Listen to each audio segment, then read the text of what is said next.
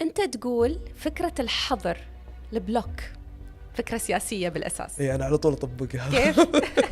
تحضر؟ على طول. طيب كيف هي فكرة سياسية؟ هي فكرة سياسية، هي بمعنى التطهير.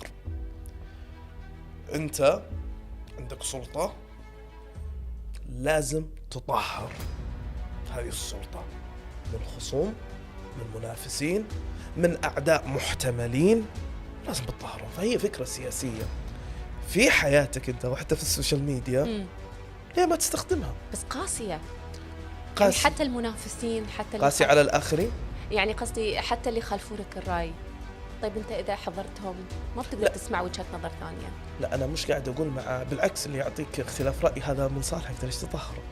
لا هذا شيء جيد. إذن أنا أقصد تطهير مع من يؤذيك اجتماعيا، مع من قد يتسبب لك بضرر، ابعده، عطى بلوك. مش غلط أبدا، مش غلط. ليه؟ أنت في المقام الأول لازم أنك تحب نفسك أنت وتحمي مصالحك أنت بالدرجة الأولى. يعني أنا لما أعمل تطهير أنا مش ضد ذلك الشخص أصلا من الأساس، ممكن لا أراه، ولكن وجوده يسبب لي إزعاج ويعرقل من حركتي.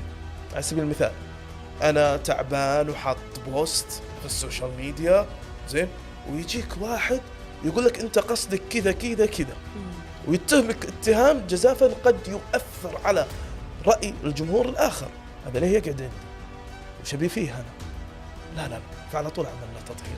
حياتك لازم تكون على طول في مبدأ التطهير، ولا ننسى أن النظافة من الإيمان.